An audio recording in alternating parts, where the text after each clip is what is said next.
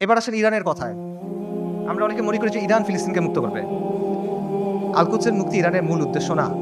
ইরানের মূল উদ্দেশ্য হলো মধ্যপ্রাচ্যে শিয়াদের যে ক্ষমতা এটা বৃদ্ধি করা। শিয়া অ্যাক্সিস বলে যেটাকে। এবং এটা সে করবে অ্যাট ইয়োর কস্ট। একটা কথা আছে গেম থিওরিতে, জিরো সাম গেম, যে তার শক্তি যত বাড়বে আপনার শক্তি তত কমবে। এটা বাস্তবতা। ইরানের সাথে ইসরায়েলের স্বার্থের দ্বন্দ্ব আছে, ইরানের সাথে আমেরিকার স্বার্থের দ্বন্দ্ব আছে, কিন্তু তার মানে কিন্তু ইরানের সাথে আপনারও দ্বন্দ্ব আছে। যে ইরান আজকে ফিলিস্তিনের মুক্তি করার জন্য গুলি আওড়াচ্ছে, তারাই আজকে সিরিয়াতে আহলুস সুন্নাহ ওয়াল জামাকে হত্যা করতেছে, তারাই আজকে আহওয়াজে আহলুস সুন্নাহ ওয়াল জামাকে হত্যা করতেছে, তারা ইরাকে আহলুস সুন্নাহ ওয়াল জামাকে হত্যা করছে, এখন নির্যাতন করতেছে। এটা হলো বাস্তবতা। ইরানের স্বার্থ আর আহলুস সুন্নাহ ওয়াল জামার স্বার্থ কখনোই এক না। ইরান সক্রিয়ভাবে এই মুহূর্তে আহলুস সুন্নাহ ওয়াল জামার সাথে যুদ্ধে লিপ্ত। এই মুহূর্তে, আগে কখনো ছিল, পরে কখনো এগুলো বলছে না, অ্যাট দিস মোমেন্ট তারা আমাদের সাথে যুদ্ধে লিপ্ত, অ্যাট দিস মোমেন্ট তারা আমাদের হত্যা করতেছে। আমেরিকা যখন আফগানিস্তানে আক্রমণ করছে, আমেরিকা যখন ইরাকে আক্রমণ করছে, ইরান তাদেরকে সহায়তা করছে। এটা তাদের মুখের কথা, এটা আমি বানায় বলতেছেন, আপনারা গিয়ে চেক করেন। মোহাম্মদ খাতামি ইরানের প্রেসিডেন্ট ছিল 97 থেকে 2005 পর্যন্ত সম্ভবত। তার একটা বক্তব্য আছে যে তালিবানের বিরুদ্ধে আমরা আমেরিকাকে সাহায্য করছি। স্পষ্ট বক্তব্য আছে তাদের, এটা লুকোছাপার কিছু না। এবং সবচেয়ে বড় যে বিষয়টা, ইরানের ব্যাপারে সতর্ক হওয়ার সবচেয়ে বড় কারণ হলো যে তাদের সাথে আমাদের আকীদার দ্বন্দ্ব আছে, তাওহীদের ব্যাপারে দ্বন্দ্ব আছে। তারা আল্লাহর উলুহিয়াত, আল্লাহর রুবুবিয়াত, আল্লাহর সিফাতের ব্যাপারে শিরক করে। তারা আমাদের মা আয়েশা রাদিয়াল্লাহু তাআলা আনহার ব্যাপারে জঘন্য কথা বলে, যেটা কোনোদিন কিয়ামত পর্যন্ত মানা সম্ভব না আমাদের পক্ষে। তারা সাহাবায়ে কেরাম রাদিয়াল্লাহু তাআলা আনহুম আজমাইনকে তাকফির করে, এটা কোনোদিন পর্যন্ত মানা সম্ভব না। এগুলো কোনো ফুরুই বিষয় না ভাই। এই জিনিস মেনে আপনি কোনো কিছু করতে পারবেন না। আল্লাহ আল-কুদসকে এই শিরকের সাথে এই করে আপনি মুক্ত করতে পারবেন না। ইরানকে আপনার দেখতে হবে ক্রুসেডের সময়ে উবাইদি সাম্রাজ্যের মতো করে। ক্রুসেডের সময়ে একটা সাম্রাজ্য ছিল, উবাইদি সাম্রাজ্য। এটাকে আপনারা অনেকে ফাতেমি খিলাফত নামে ছিলেন। এরা আকীদাতে ছিল ইসমাইলি শিয়া, মানে ইমামি শিয়াদের চেয়েও খারাপ, বাতেনি এরা, ইসমাইলি শিয়া। তারাও জেরুজালেমকে মুক্ত করার কথা বলতো, তারাও ঐক্যের কথা বলতো, কিন্তু ইতিহাস খুলে দেখেন তাদের ভূমিকা কি ছিল, আহলুস সুন্নাহর সাথে তাদের ভূমিকাটা কি ছিল, এটা ইতিহাস খুলে দেখেন। এবং এটা শুধু তখন না, এখনো এবং এর আগেও ছিল এরকমই। কাজেই ইরানকে আপনার উবাইদিদের একটা আধুনিক সংস্করণ হিসেবে দেখতে হবে। তবে credit where credit is due, ইরানের কিছু অর্জন আছে যেটা আমাদের নাই, এটা আপনার স্বীকার করতে হবে। শিয়া স্বার্থের জন্য গত 4 দশকে ইরান যেটা করতে পারছে, কোনো সুন্নি শক্তি সেটা এখনো করতে পারে নাই। এটা বাস্তবতা। শিয়াদের আছে একটা রাষ্ট্র আছে, তাদের একটা জিওপলিটিক্যাল প্রজেক্ট আছে। মধ্যপ্রাচ্যে আহলুস সুন্নাহর এরকম কোনো কিছু এখনো নাই। বৈশ্বিকভাবে ফিলিস্তিন ইস্যু ব্যবহার করে ইরান প্রতিরোধের একটা রেটরিক তৈরি করছে, এক ধরনের সফট পাওয়ার তৈরি করছে। এটা আমরা তৈরি করতে পারি নাই, এগুলো বাস্তবতা। এই ক্রেডিট তাকে আপনি দেন, এই অর্জন স্বীকার করেন, কোনো সমস্যা নাই। কিন্তু এই রেটরিকে মজে গিয়ে আপনি মনে করেন না যে তারা হলো উম্মার অগ্রসেনারী, আপনি মনে করেন না যে সে এসে আপনার সহযোগী হবে। এটা যদি আমরা মনে করি তাহলে এটা ভুল হবে, এবং এই ভুলের মাসুল আমাদের দিতে হবে। আরেকটা বিষয় মাথায় রাখেন, সেটা হলো আল-কুদস পবিত্র, এটা ইসলাম ছাড়া আর কোনো কিছু দিয়ে মুক্ত হবে না। বাংলাদেশে একটা দল আছে জাসদ, জাতীয় সমাজতান্ত্রিক দল। 80-র দশকে এই দলের অনেক মানুষ ফিলিস্তিনে গেছিল লড়াই করতে। আপনারা জানেন কিনা আমি জানি না। মেজর জলিলের নাম শুনছেন, উনি জাসদের সাথে ছিল। ওনার মাধ্যমে অনেকে তখন সেখানে গিয়ে লড়াই করছিল। এই যে ইয়াসির আরাফাতের যে দল ছিল পিএলও, এটার সাথে তারা ওখানে গিয়ে লড়াই করছিল, এগুলো ডকুমেন্টেড। তো এই জাসদ বা এই পিএলওর হাতে আল্লাহ কখনো আল-কুদসের মুক্তি দিবেন না। মূলহিত কমিউনিস্ট সেকুলারিস্ট ন্যাশনালিস্টের হাতে আল্লাহ আল-কুদসকে দিবেন না। আল-কুদস মানে কি? আল-কুদস মানে পবিত্র, পবিত্র জিনিস মানুষ আল্লাহ অপবিত্রদের হাতে দিবেন না, অসম্ভব। যেই বিজয় আল্লাহ প্রথমে দিয়েছেন আল ফারুকের কাছে রাদিয়াল্লাহু আনহু, যেই বিজয় আল্লাহ দিয়েছেন সালাহউদ্দিনের কাছে, এটা আল্লাহ কোনো কমিউনিস্টকে দিবেন না, এটা আল্লাহ কোনো জাতীয়তাবাদীকে দিবেন না। এটা যদি মুক্ত হয়, এটা ইসলামের নামে মুক্ত হবে। যতদিন পর্যন্ত ইসলামের নাম না আসবে, এটা যদি আপনি বাহ্যিকভাবে মনে হয় মুক্ত হয়েছে, তাও এটা আসলে মুক্ত হবে না। এবং এখানে এটাও বুঝেন যে ফিলিস্তিনের মানুষরা নিজে নিজে আল-কুদসকে মুক্ত করতে পারবে না। ঠিক আছে, আমরা সবাই ফিলিস্তিনের জিহাদ সমর্থন করি, সবাই সমর্থন করে, এটা কমিউনিস্টরাও সমর্থন করে। কিন্তু ফিলিস্তিনের মানুষ নিজেরা, গাজার মানুষ খালি গাজাতে লড়াই করতেছে, আল-কুদস মুক্ত হবে না। পশ্চিম তীরের মানুষ শুধু পশ্চিম তীরে লড়াই করতেছে, ফিলিস্তিন মুক্ত হবে না। এটা সম্ভব না। উমর রাদিয়াল্লাহু আনহুর সময় আবারও চিন্তা করেন, ইতিহাসের কথা চিন্তা করেন, ফিলিস্তিন কি ভেতর থেকে মুক্ত হয়েছিল না বাইরে থেকে গিয়ে মুক্ত করা হয়েছিল? সালাহউদ্দিন আর আইয়ুবের সময় চিন্তা করেন, ফিলিস্তিন ভেতর থেকে মুক্ত হয়েছিল না বাইরে থেকে গিয়ে মুক্ত করা হয়েছিল? বাইরে থেকে মুক্ত করতে হবে। এক্স্যাক্টলি এখন আপনার তাই করতে হবে, বাইরে থেকে যোদ্ধা বাহিনীকে ফিলিস্তিনকে মুক্ত করে আনতে হবে। কিন্তু এখানে সমস্যাটা হলো যে বাইরে থেকে যে যারা যাবে, তারা যাবেটা কিভাবে? ইসরায়েল একটা 4-5 লেয়ারের সিকিউরিটি কমপ্লেক্সের ভেতরে বসে আছে। সহজ করে বলি, ইসরায়েল যেতে হলে আপনার 4টা বা 5টা পাহাড় টপকাইতে হবে। এভাবে চিন্তা করেন, মনে করেন আফ্রিকার কোনো অঞ্চলে আপনি টাইম মেশিনে করে সালাউদ্দিন আল আইয়ুবী এবং নুরুদ্দিন জিঙ্গি রাহিমাহুমুল্লাহ তাদেরকে নিয়ে আসলেন, তাদের বাহিনীকে নিয়ে আসলেন, তাদেরকে অত্যাধুনিক অস্ত্র দিলেন এবং তাদের একটা মিশন দিলেন, তোমাদের কাজ হলো আবার জেরুজালেম মুক্ত করো, আগে একবার করছিলে আবার করো। তারা যদি এই কাজটা করতে চায় তাদেরকে কে বাধা দিবে চিন্তা করেন। প্রথমে ওইখানকার তথাকথিত মুসলিম শাসক বাধা দিবে, তাদের বাহিনী বাধা দিবে, সেই শাসকদের কিছু অনুগত নামধারী আলেম থাকবে, তারা বাধা দিবে, তারা বলবে এরা খারিজি, তারা বলবে এরা তাকফিরি, তারা বলবে এরা উগ্র, তারা বলবে এরা বাগী। এগুলো বলে অনেকে মাইন্ড করেন, এগুলো বাস্তবতা। আপনারা ভিডিও দেখেন, মিশরের এক বিখ্যাত মুফতি, নাম বললে সবাই চিনবেন, এই বিখ্যাত মুফতি বলছে যে অক্টোবর 7 তারিখ যে আক্রমণ করা হয়েছে এটা খারিজিদের মতো আক্রমণ হয়েছে, এবং এটা যাদের সামনে বলছে সেই তরুণরা তাকে ভয়ঙ্কর অ্যাগ্রেসিভ একটা স্লোগান দিছে, তখন গালি দিছে বেসিক্যালি, আমি বলতে চাচ্ছি না, আপনাকে ইউটিউবে খুঁজে দেখেন। এগুলো বাস্তবতা। প্রথমে ওই শাসকরা এবং তার বাহিনীরা তাদেরকে বাধা দিবে, তারপর তাদের অনুগত নামধারী আলেমরা, হকপন্থী আলেম অবশ্যই না, নামধারী আলেমরা বাধা দিবে। তারপর কি হবে?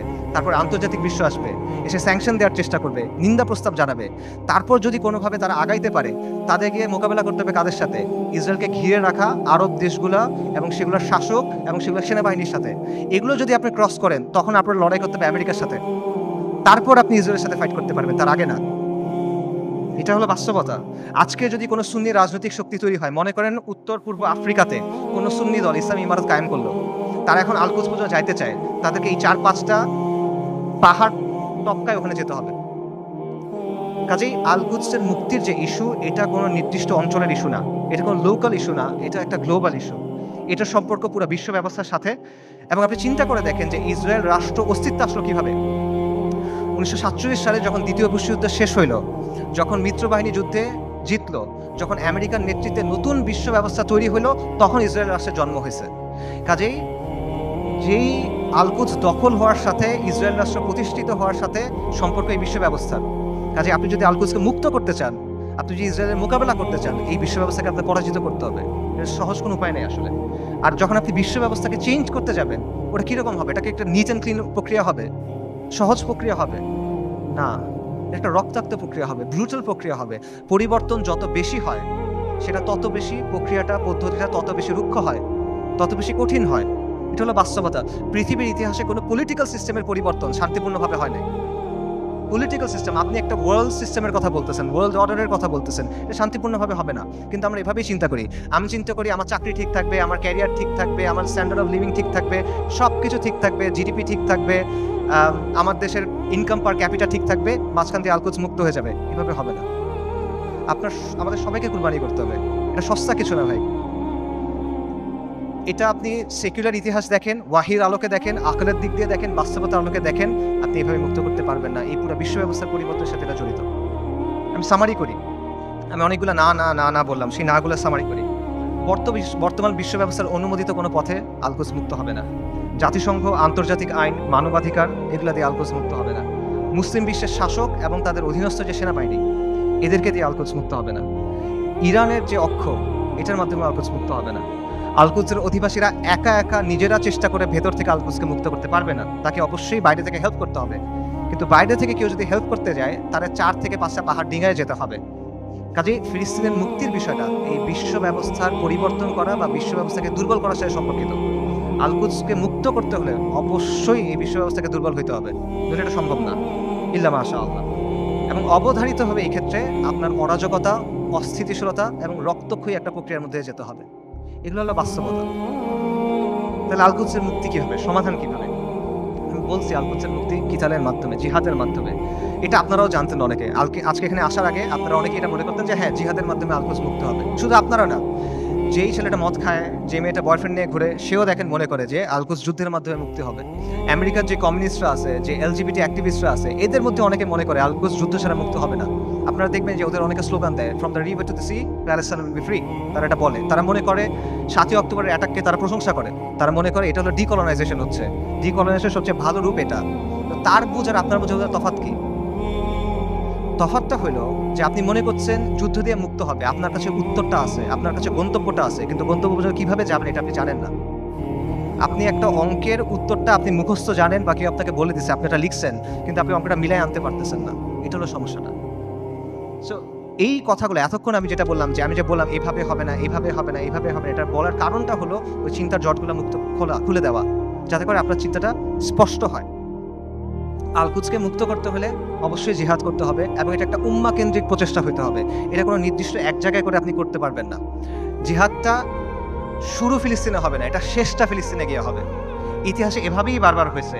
ওমর ইবনুল খাত্তাবের সময় কি হয়েছিল চিন্তা করেন, সালাহউদ্দিন আল আইয়ুবের সময় কি হয়েছিল চিন্তা করেন। শুরুটা কখনোই ফিলিস্তিনে হয় নাই, শেষটা ফিলিস্তিনে গিয়ে হয়েছে। এবং এই জন্য প্রথমে মুসলিম মেজরিটি দেশগুলো আছে সেগুলোকে আপনার স্বাধীন করতে হবে। সেকুলার সিস্টেম থেকে বের হয়ে সেখানে ইসলামী শরিয়া আনতে হবে। We must replace this tyrannical puppets with men of God. মুত্তাকিদের দিয়ে ওই জায়গায় ইসলামী শরিয়া আনতে হবে, তা না হলে আপনি মুক্ত করতে পারবেন না। এটা হলো বাস্তবতা। এবং এই পরিবর্তনটা, এটা একটা বৈপ্লবিক পরিবর্তন। এটা ব্যালট বক্স দিয়ে আসবে না, এটা কোনোদিনও ব্যালট বক্সে দিয়ে আসবে না। অনেক চেষ্টা করা হয়েছে, আসবে না। সেটা আফগানিস্তানে যেভাবে আসবে, সব জায়গায় এভাবে আসবে, এটা জরুরি না। স্থান, কাল, পাত্র, প্রেক্ষাপট ভেদে পরিবর্তন আসতে পারে, কিন্তু পরিবর্তনটা বৈপ্লবিক হইতে হবে। এটা আপোষের কোনো পরিবর্তন হলে হবে না। এবং মূল বিষয়টা সিম্পল, কিছু ভূখণ্ডের উপর আহলুস সুন্নাহ ওয়াল জামার তামকিন লাগবে, শাসন কর্তৃত্ব লাগবে। তারপর সেই ভূখণ্ডগুলোকে ঘাঁটি হিসেবে ব্যবহার করে আপনাকে সামরিক শক্তি তৈরি করতে হবে। তারপর ধাপে ধাপে জিহাদের মাধ্যমে আল কুদসকে মুক্ত করতে পারবেন। এটা হলো অ্যান্সার। এবং এই তামকিন অর্জনের কাজটা সব মুসলিম ভূখণ্ডে আপনি একসাথে করতে পারবেন না, কারণ সব মুসলিম ভূখণ্ডের অবস্থা এক না। আপনি চিন্তা করেন, বাংলাদেশে ইসলামী ইমারত হওয়া আর সিরিয়াতে ইসলামী ইমারত হওয়া কখনো একরকম না। বাংলাদেশ আর ইসরায়েলের মধ্যে বা আল কুদসের মধ্যে 6টা দেশ আছে: Jordan, Iraq, Iran, Afghanistan, Pakistan এবং মোদির ভারত।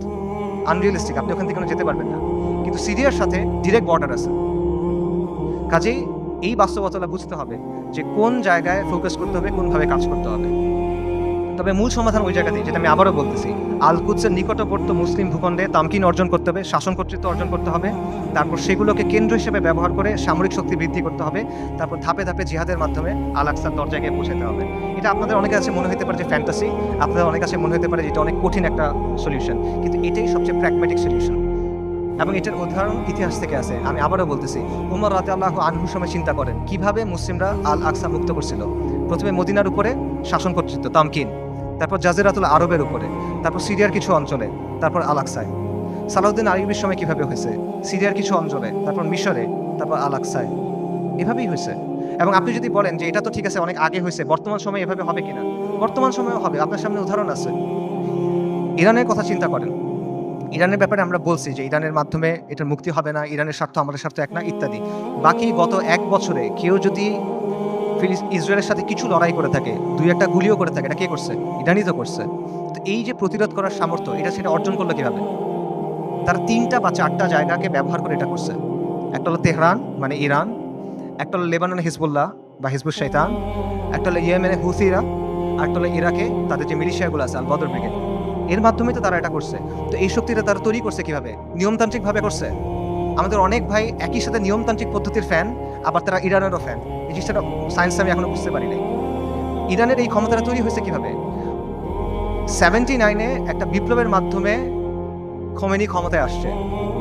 তারপর 80-র দশকে তারা লেবাননে গিয়ে IRGC, যেটা ইসলামিক রেভলিউশনারি গার্ড কর্পস, ঠিক আছে, ইরানের যেটা, তারা গিয়ে লেবাননের যে শিয়া ফ্যাকশনগুলো ছিল সেগুলোকে একত্রিত করছে, তাদেরকে প্রশিক্ষণ দিছে, তাদেরকে ট্রেনিং দিছে। এইটা পরবর্তী থেকে হিজবুল্লাহতে পরিণত হয়েছে। এবং হিজবুল্লাহ কি কোনো নিয়মতান্ত্রিক দল?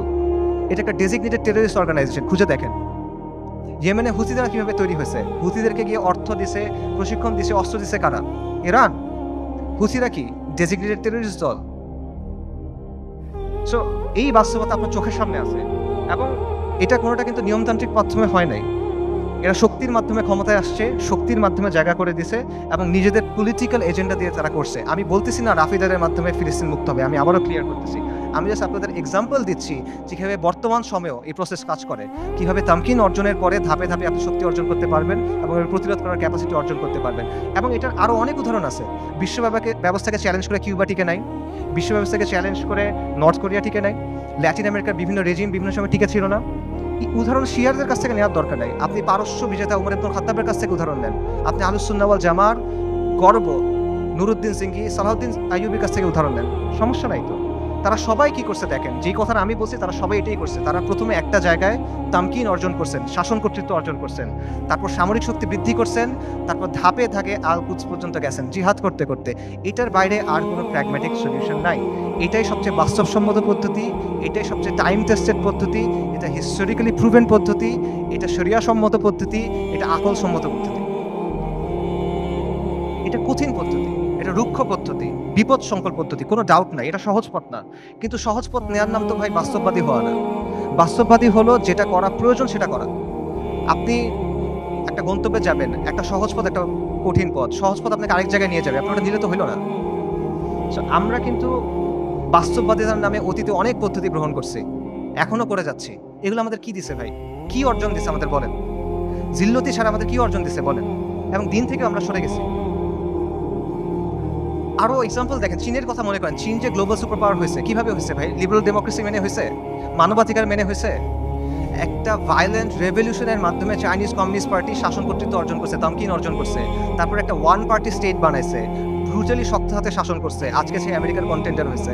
এটা বাস্তবতা ভাই। চীন, তারা কি বিশ্বাস করতে যে জনগণ সব ক্ষমতার উৎস? চীনের বিপ্লবের যাকে স্থপতি বলা হয় মাও সেতুং, তার একটা বিখ্যাত উক্তি আছে, সেটা হলো বন্দুকের নল ক্ষমতার উৎস। পাওয়ার comes from the barrel of the gun. এটা বাস্তবতা।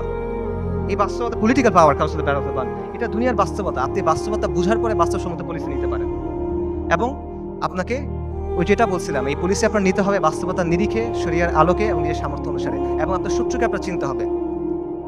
আমরা শুরুতে হুরমুজানের কথা বলছিলাম। মুসলিমদের শত্রুদের তুলনা হলো পাখির মতো। পাখির দুটা ডানা, দুটা পা, একটা মাথা। আজকে 1400 বছর পর্যন্ত ডানা একটা ভেঙে ফেলবেন, আর একটা ডানা থেকে যাবে। দুটা ডানা ভেঙে ফেলবেন, পা থেকে যাবে। মাথা কেটে ফেলবেন, পাখি শেষ। রাইট? আজকে 1400 বছর পরে বাস্তবতা কি? মুসলিমদের শত্রুদের অবস্থা একটা পাখির মতো। এক ডানা নেটো, এক ডানা ইসরায়েল, দুই পা হলো এই আরব বিশ্বের শাসকেরা। মাথাকে আমেরিকা। ইসরায়েলকে সবচেয়ে বেশি সামরিক সমর্থন কে দেয়? আমেরিকা। ইসরায়েলকে সবচেয়ে বেশি অর্থনৈতিক সমর্থন কে দেয়? ইসরায়েলকে সবচেয়ে বেশি রাজনৈতিক সমর্থন কে দেয়? বারবার জাতিসংঘের সিকিউরিটি কাউন্সিলে ভেটো কে দেয়? এই শাসকদের মসনদ কে টিকায় রাখে? কাজেই আমেরিকাকে রাজি খুশি রেখে, আমেরিকার মনের মতো করে, আমেরিকার বানানো ছকে খেলে, তাদের ঠিক করা নিয়ম মেনে কোনোদিন পর আল-কুদস মুক্ত হবে না। এটা পসিবল না। আপনার আমেরিকার কথা চিন্তা করেন, গত 1 বছর ধরে তাদের সাথে যেই ঘটনাগুলো ঘটতেছে সেগুলোর কথা চিন্তা করেন। আপনি ওই ছেলেটার কথা চিন্তা করেন, হাফেজ। আপনারা ভিডিও দেখছেন, রিফিউজি ক্যাম্পের ভিতরে আগুনে পড়ে মারা গেছে। সেটার নাম ছিল শাবান, কোরআনে হাফেজ, সফটওয়্যার ইঞ্জিনিয়ারিংয়ে পড়তেছিল। আপনারা রুহ রিমের কথা চিন্তা করেন, ওই যে ছোট্ট মেয়েটা বিল্ডিং ধসে গেছে, মারা গেছে, তার দাদা তার ডেড বডি বুকে নিয়ে বলছে রিম রুহ। তার কথা চিন্তা করেন, তাদের কষ্টের কথা চিন্তা করেন। আপনি ওই বাবার কথা চিন্তা করেন যে সে বিস্কিট কিনতে গেছিল বাচ্চার জন্য, ফিরে এসে দেখে তার স্ত্রী সন্তান মারা গেছে। সে কান্না করতেছে আর বিস্কিটটা বাচ্চার হাতে দিয়ে বলছে, বাবা তুমি এটা নিয়ে যাও। আপনি মার কথা চিন্তা করেন যে বাচ্চার জন্য আটা আনতে গেছে, কারণ বাচ্চা ক্ষুধায় কাঁদতেছে, বুঝে না তো, আটা আনতে গেছে, এসে দেখে সবাই মারা গেছে। আপনি হিন্দ রাজাবের কথা চিন্তা করেন, 6 বছর বয়সী মেয়ে। ওরা গাজা থেকে পালায় যাওয়ার চেষ্টা করতেছিল, 7 জন পুরো ফ্যামিলিতে। ইসরায়েলি ট্যাঙ্ক ওদের ঘিরে ফেলছে, গুলি করছে, সবাই মারা গেছে, ও বেঁচে আছে। তখন রেড ক্রিসেন্টে ফোন করছে, অডিও কলটা ইউটিউবে আছে, আপনারা শুনতে পারবেন। ও বলছে যে আমাকে তোমরা বাঁচাও, আমার খুব ভয় লাগতেছে। ও সব পাশে সবাই মারা গেছে, বাবা মা সবাই মারা গেছে, 6 বছর বয়সী একটা মেয়ে।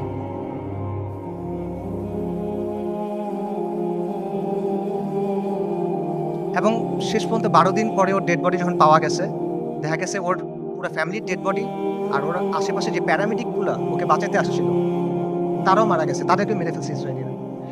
ওই 3 বোনের কথা চিন্তা করেন, 3 বোন, 3টা ছবি। প্রথম ছবিটা হলো যুদ্ধের আগে, 3 বোন সেলফি তুলছে হাসি খুশি। পরের ছবিটা হলো যুদ্ধের সময়, 2 বোন, পেছনে ধ্বংসস্তূপ, 1 বোন মারা গেছে। পরের ছবি, 1 বোন, তার হাতে একটা বড় পলিথিন, গার্বেজ ডিসপোজাল ব্যাগ আছে না, কালো রঙের বড় পলিথিন, ওরকম বড় পলিথিন। পলিথিনে কি? তার বোনের ডেড বডি, পুরো বডি নাই, ছিন্ন বিচ্ছিন্ন হয়ে গেছে ওই ডেড বডি। গাজায় একটা হসপিটাল আছে খান ইউনুস, খান ইউনুসে একটা অ্যাম্বুলেন্স আসছে, অ্যাম্বুলেন্স থেকে একটা বাচ্চা নামছে, 10-11 বছর বয়স। ওর কাছে একটা ব্যাকপ্যাক, ওখান থেকে রক্ত পড়তেছে। আল জাজিরা সাংবাদিক জিজ্ঞেস করছে যে তোমার এখান থেকে রক্ত পড়তেছে কেন, তোমার ব্যাগে কি? বলছে আমার ভাই।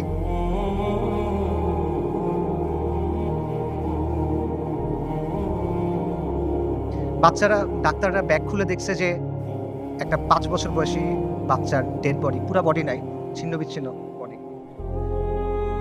আপনারা ওই মার কথা চিন্তা করেন যে গেছে, যে তার পুরা ফ্যামিলি মারা গেছে, সে এসে জিজ্ঞেস করছে আমাকে লাশগুলো দাও, আমি দাফন কি করব। তাকে 3টা পলিথিন দিছে, কারণ ডেড বডি নাই, ছিন্ন বিচ্ছিন্ন হয়ে গেছে সব, 3টা পলিথিন দিছে। আপনারা ওই বাচ্চাটার কথা চিন্তা করেন, বিল্ডিং ধসে পড়ছে, খুলি ফেটে গেছে, কোটর থেকে চোখ বের হয়ে আসছে, এবং ওই নিষ্প্রাণ চোখ এই নিষ্প্রাণ পৃথিবীর দিকে তাকায় আছে। এদের কষ্টের কথা চিন্তা করেন। এই কষ্ট শুধু তাদের, কষ্ট আমাদের না। আমরা না এক উম্মা, এক উম্মা এক দেহের মতো, এরকম না? আমাদের স্পষ্ট করে না কষ্ট। এই যে কষ্টটা কি আমাদের যে কষ্টটা হবে তার চেয়ে বেশি কষ্ট? আমাদের যে কষ্ট ওটা কি এর চেয়ে বেশি কষ্ট? যদি এটা বেশি কষ্ট মনে হয় তাহলে আমি আরেকটা কষ্টের কথা বলি, এটা শোনেন। ওই দিনের কথা মনে করেন যেদিন আল্লাহর সামনে আপনাকে দাঁড়াইতে হবে। ইদা দুক্কাতিল আরদু আরদান দাক্কান দাক্কা ওয়া জাআ রাব্বুক ওয়াল মালাকু সাফফান সাফফা ওয়া জিআ ইয়াওমাইযিন বিজাহান্নাম। পৃথিবী চূর্ণ বিচূর্ণ হয়ে যাবে, বালির মতো হয়ে যাবে। আপনার প্রতিপালক আসবেন এবং মালাইকারা আসবে সারিবদ্ধভাবে, এবং জাহান্নামকে আপনার সামনে আনা হবে। ওই দিন আল্লাহ আপনাকে প্রশ্ন করবেন, আমাদেরকে প্রশ্ন করবেন, কি জবাব দিবেন আল্লাহকে বলেন?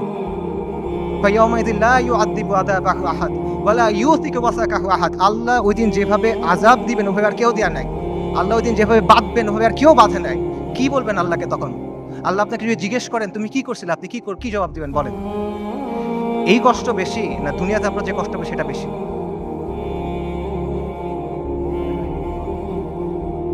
এত কিছুর পরও দেখেন আল কুদসের মানুষ ঈমান, ইস্তিকামাত এবং সবরের কি দৃষ্টান্ত স্থাপন করছে। একজন বৃদ্ধা বলতেছে আমাদের জান, মাল, সন্তান সবকিছু আল্লাহর জন্য কুরবান। মৃত্যু যদি আল কুদসের জন্য হয় তাহলে এটা সুন্দর মৃত্যু। ইনশাআল্লাহ কিয়ামত পর্যন্ত আমরা রিবাদ করে যাব। এটা সস্তা কিছু না, এটা রাসূলুল্লাহ সাল্লাল্লাহু আলাইহি ওয়াসাল্লামের ইসরা ওয়াল মিরাজের জায়গা। আমরা বাইতুল মাকদিসের অধিবাসীরা প্রস্তুতি আছি, কুরবানি করার জন্য প্রস্তুতি আছে, যত কুরবানি লাগে আমরা করব। ওই বাবার কথা চিন্তা করেন, হাসপাতালে একই দিনে 2 বাচ্চা মারা গেছে, 2 ছেলে মারা গেছে। উনি বলতেছেন আলহামদুলিল্লাহ, এটা জিহাদের ভূমি, এটা রিবাতের ভূমি, আমাদের যা কিছু আছে সব আল্লাহর জন্য। আল্লাহ আমাদের খালেক, উনি আমাদের তৈরি করছেন, উনি আমাদের পাঠাইছেন, উনি নিয়ে যাবেন, ওনার যা খুশি উনি করবেন, আমরা এটাতে খুশি, আমরা এটার উপর সবর করব। বান্দা যখন বিপদের মধ্যে পড়ে, উলামায়ে কেরাম হাদিসের আলোকে বলছেন যে বান্দা যখন বিপদের মধ্যে পড়ে তখন আল্লাহ এটার মাধ্যমে তার সগীরা গুনাহগুলো মাফ করে দেন, অথবা তাকে পরিশুদ্ধ করেন, কারণ আল্লাহ তাকে আখিরাতে বড় পুরস্কার দিতে চান। আমি মনে করি আমাদের গাজ্জার ভাই বোনদের সাথে, ফিলিস্তিনের ভাই বোনদের সাথে এই বিষয়টাই হইতেছে। ইনশাআল্লাহ তাআলা আল্লাহ তাদেরকে জান্নাতুল ফিরদৌস আলার জন্য প্রস্তুত করতেছেন। আমি মনে করি আল্লাহ এই বান্দাদের উপর রাজি খুশি হয়ে যাবেন ইনশাআল্লাহ তাআলা। লক্ষের উপরে শহীদ, আলহামদুলিল্লাহ, এটা উম্মতে মুহাম্মদের গর্ব। আমাদের মৃতরা জান্নাতে ইনশাআল্লাহ, ওদের মৃতরা জাহান্নামে। আল্লাহু মাওলানা ওয়ালা মাওলা লাহুম। ওই বৃদ্ধের কথা চিন্তা করেন যিনি ধ্বংসস্তূপের মাঝখানে দাঁড়ায় বলতেছেন আমরা আজও এখানে দাঁড়ায় আছি এবং আমরা এখানে পর্যন্ত থাকবো। এই ভূখণ্ড বরকতময়, এই ভূখণ্ডের অধিবাসীরা বরকতময়। আমাদের চারপাশে চূড়ান্ত ধ্বংসযজ্ঞ হয়েছে, কিন্তু আমরা তাও এখান থেকে নড়বো না, আমরা আল্লাহর দিন থেকে নড়বো না। আমরা অটল পাহাড়ের মতো, আমরা উজ্জ্বল তারার মতো। আমি বলবো যে হ্যাঁ, পুরা বিশ্ব সাক্ষ্য দিচ্ছে তারা ঈমানের ক্ষেত্রে অটল পাহাড়ের মতো। পুরা বিশ্ব সাক্ষ্য দিচ্ছে তারা ইস্তিকামাতের ক্ষেত্রে উজ্জ্বল তারার মতো। এবং পুরা বিশ্ব সাক্ষ্য দিচ্ছে আপনি এবং আমি কাপুরুষ। পুরা বিশ্ব সাক্ষ্য দিচ্ছে আপনি আর আমি অক্ষম। পুরা বিশ্ব সাক্ষ্য দিচ্ছে আপনি আর আমি নিষ্ক্রিয়। ইসরায়েলের এক সোলজারের ভিডিও আছে, সে বলতেছে, ইংলিশে বলতেছে, আমেরিকান জিও। সে বলতেছে আমরা গাজাকে পরিষ্কার করতেছি, আমরা গাজাকে প্রস্তুত করতেছি, কারণ আমাদের রাজা আসবে, আমাদের মাসিহ আসবে, আমরা তাকে মুকুট পরানোর জন্য প্রস্তুত হচ্ছি, আমরা তৃতীয় মন্দির বানানোর জন্য প্রস্তুত হচ্ছি। তাদের মাসিহকে আল মাসিহ আদ-দাজ্জাল। বনী ইসরাইল মসজিদ আল আকসার সামনে নাচতেছে, উল্লাস করতেছে, স্লোগান দিচ্ছে, তারা বলতেছে মুহাম্মদ মারা গেছে।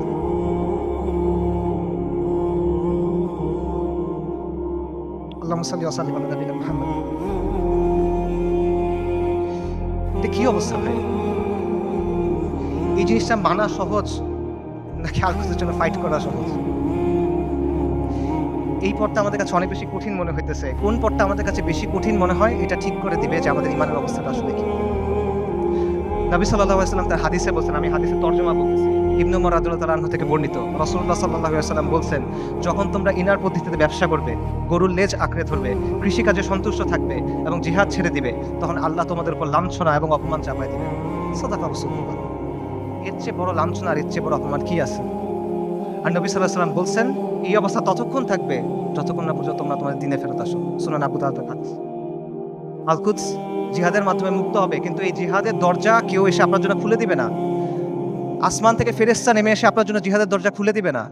জিহাদের দরজা খুলতে হবে তাওহীদ আর হাদিদের শক্তি দিয়ে। খুলতে হবে না, ভাঙতে হবে এটা। এই রাস্তা আপনি মনে করতেছেন আল কুদস পর্যন্ত আপনার জন্য একটা লাল গালিচা বিধানো রাস্তা তৈরি করে দিবে, যে ভাই আমি আল কুদসে গিয়ে জিহাদ করব। না, আপনার রক্ত, আপনার হাড়, আপনার মাংস, লাশের শাড়ি, খুলির পাহাড় পার হয়ে আপনার আল-আকসা যাইতে হবে। এটা ছাড়া আর কোনো অপশন নাই। আল কুদসের দাম অনেক বেশি, এটা সস্তা না। বাইতুল মাকদিসের মানুষরা বলে দিছে, আল্লাহ আপনি আমাদের কাছ থেকে নেন, যতক্ষণ পর্যন্ত আপনি খুশি না হন আপনি আমাদের কাছ থেকে নেন, আমরা প্রস্তুত আছি। এই কথাটা যখন আমরা বলতে পারবো এবং এই কথার উপর যখন আমরা আমল করতে পারবো, যখন আমরা বলবো ইয়া আল্লাহ আপনি নেন, ততক্ষণ পর্যন্ত নেন যতক্ষণ আপনি সন্তুষ্ট না হন, তারপর আপনি আমাদেরকে আল-আকসা দেন, তখন আল কুদস আপনি মুক্ত করতে পারবেন। রাগ পর্যন্ত পাবেন না। আল কুদস এমন এক দুলহান যার মাহার আমাদের রক্ত। আল কুদস এমন এক দুলহান যার মাহার আমাদের রক্ত। মাহার পরিশোধ করা ছাড়া কোনো বিকল্প নাই, কোনো বিকল্প নাই। আল্লাহ আযজা ওয়া জাল্লা আল কুদসকে মুক্ত করার প্রক্রিয়ায় শামিল হওয়ার তৌফিক দান করেন। আল্লাহ আমাদের তৌফিক দান করেন আল কুদসকে মুক্ত করার। আল্লাহ আমাদের দুনিয়ার ভালোবাসার মৃত্যুকে অপছন্দ করার অসুখ থেকে মুক্ত করে দেন। আল্লাহ আমাদের মসজিদ আল আকসাতে সালাত আদায় করার তৌফিক দান করেন। আল্লাহ আমাদের চোখগুলোকে প্রশান্তি দেন। আল্লাহ আমাদেরকে খাইবারের মতো একটা দিন দেখান। আল্লাহ আমাদের বনু কুরাইযার মতো একটা দিন দেখান। আল্লাহ আমাদেরকে বনু কুরাইযার মতো একটা দিন দেখান। আল্লাহ আমাদের ক্ষমা করে দেন। আল্লাহ আমাদের মাফ করে দেন। আল্লাহ আমাদের নিফাক দূর করে দেন। আল্লাহ আমাদের নিষ্ক্রিয়তা দূর করে দেন। আল্লাহুম্মা মানসুরুল মুজাহিদিন ফি ফিলিস্তিন। আল্লাহুম্মা মানসুরুল মুজাহিদিন ফি গাজ্জা। আল্লাহুম্মা মানসুরুল মুজাহিদিন ফি বিলাদিশ শাম। আল্লাহুম্মা মানসুরুল মুজাহিদিন ফিল ইয়ামান। আল্লাহুম্মা মানসুরুল মুজাহিদিন ফিস সুমাল। আল্লাহুম্মা মানসুরুল মুজাহিদিন ফি কুল্লি মাকান। আল্লাহুম্মা রযুকনি শাহাদাতান ফি সাবিলিক। আল্লাহুম্মা রযুকনি শাহাদাতান ফি সাবিলিক। আল্লাহুম্মা ইন্নী আসআলুকা কাতলান ফি সাবিলিক। আল্লাহুম্মা ইন্নী আসআলুকা কাতলান ফি সাবিলিক। আল্লাহুম্মা ফাশহাদ। এই বক্তব্য যদি ভালো কিছু থাকে এটা আল্লাহর পক্ষ থেকে, যা কিছু খারাপ, যা কিছু ভুল এটা আমার শয়তানের পক্ষ থেকে। ওয়া মা আলাইনা ইল্লাল বালাগ। আসসালামু আলাইকুম ওয়া রাহমাতুল্লাহ।